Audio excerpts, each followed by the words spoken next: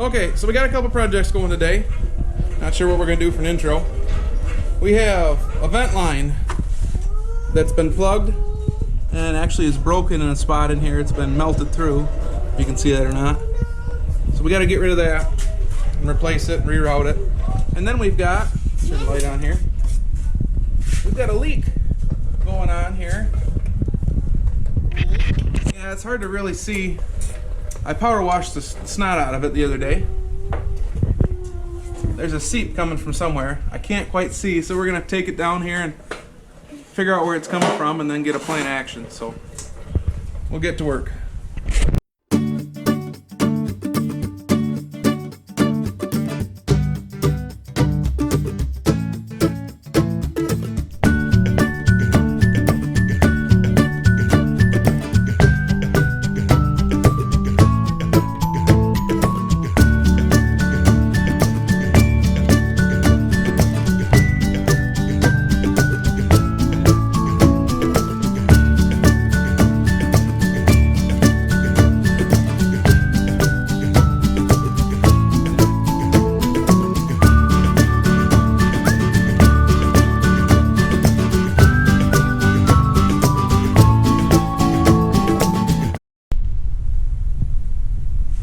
We're doing a little maintenance.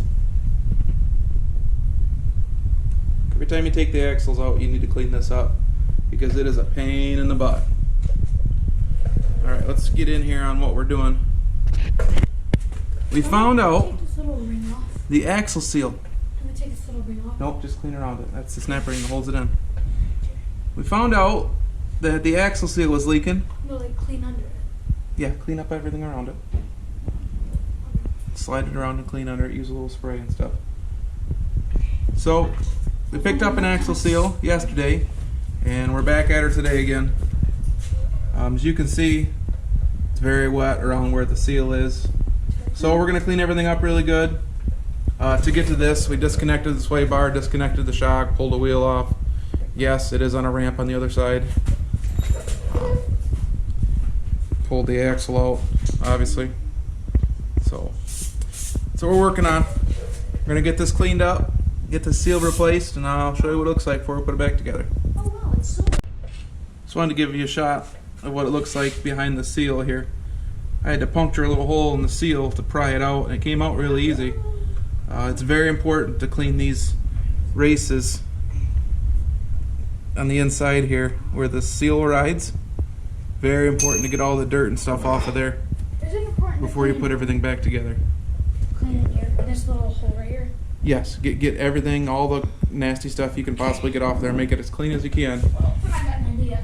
Because I hate fighting these axles out because it always feels like you're going to break the case or you're prying against the case and it's just a terrible feeling.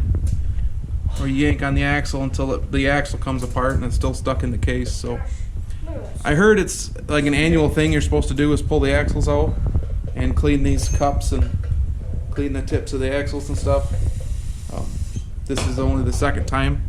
The first time was when we replaced the axles with the Rhino 2s, or replaced the originals with the Rhino 2.0s.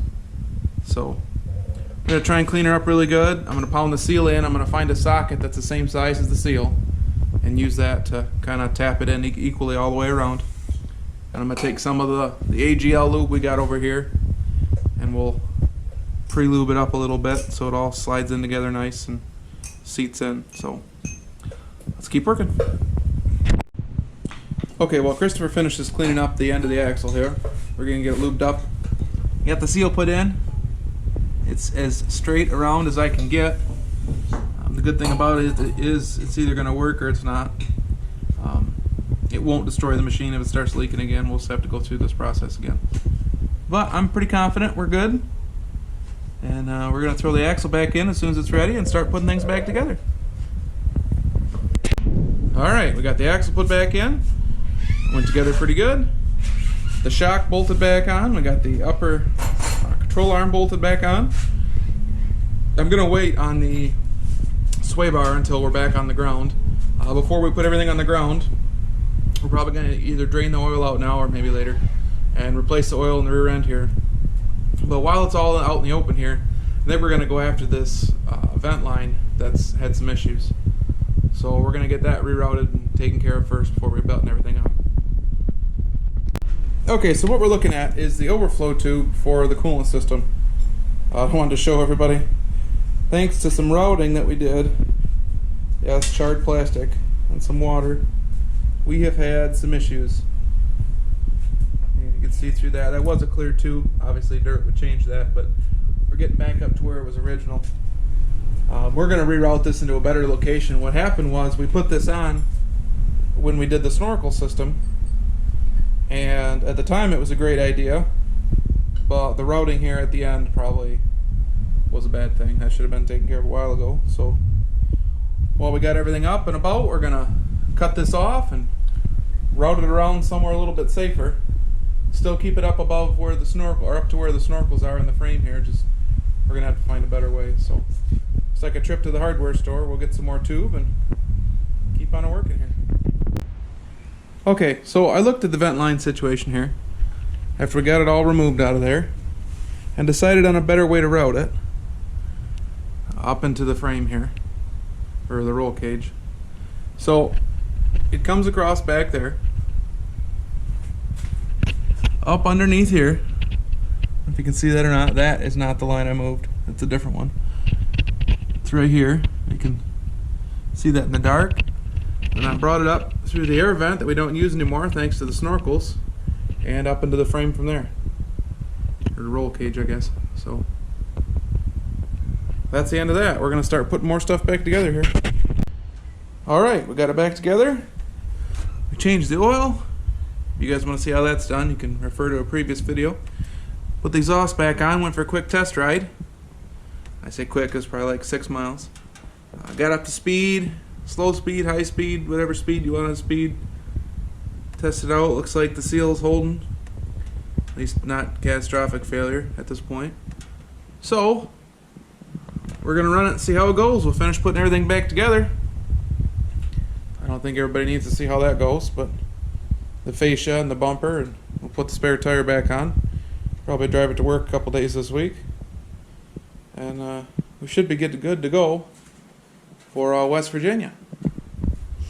That is coming up the end of June. So we're really looking forward to getting out and finally getting on the trails this year. So thanks everybody for watching. We appreciate your support. If you would like and subscribe, or just give us a thumbs up, we'd appreciate it. And we'll see you in the next video.